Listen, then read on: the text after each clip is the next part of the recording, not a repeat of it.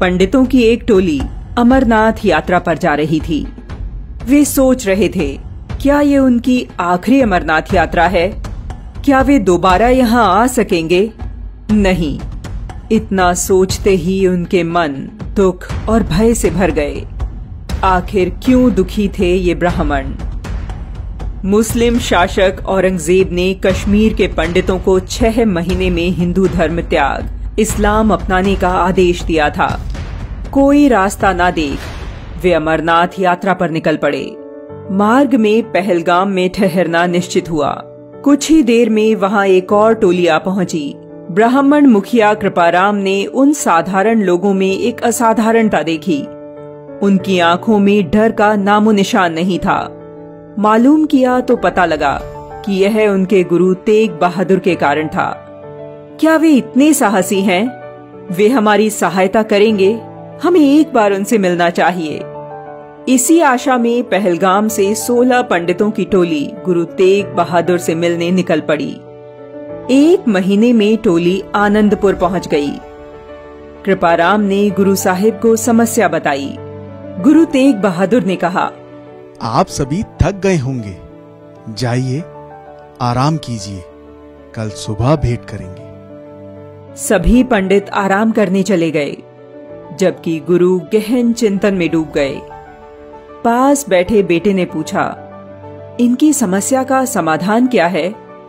गुरु ने कहा, यदि कोई पवित्र व्यक्ति अपना बलिदान दे तो इन पंडितों को बचाया जा सकता है। बेटा गोविंद तुरंत बोल उठा, आपसे पवित्र कौन हो सकता है? बेटे की बात सुनकर गुरु मुस्कुराए। उन्होंने कहा, तुम ठीक कह रहे हो बेटा, ऐसा ही होगा। दूसरे दिन उन्होंने कश्मीरी पंडितों को बुलाया और कहा, जाओ औरंगजेब से कह दो कि हम सभी इस्लाम अपना लेंगे यदि गुरु तेग बहादुर अपना लें। पंडितों ने ऐसा ही किया। औरंगजेब ने गुरु तेग बहादुर को बुलावा भेज दिया।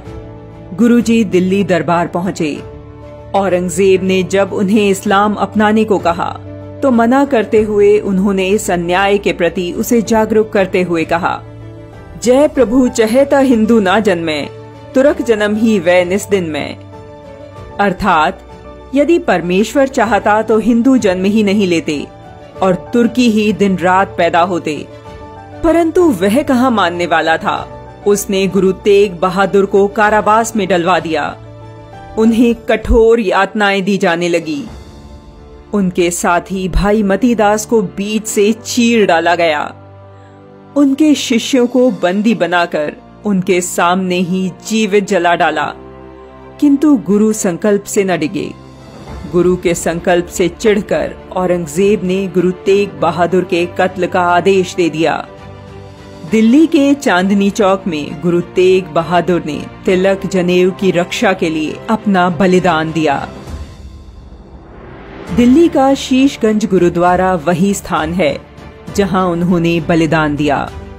बलिदान के बाद उनके शिष्य सिर और धड़ को सुरक्षित निकाल ले गए।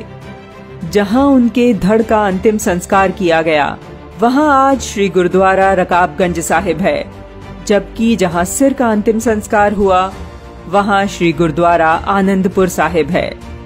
हिंदू धर्म के लिए अनन्य निष्ठा और समर्पण रखने वाले गुरु तेग बहादुर के बलिदान दिवस पर शत शत नमन।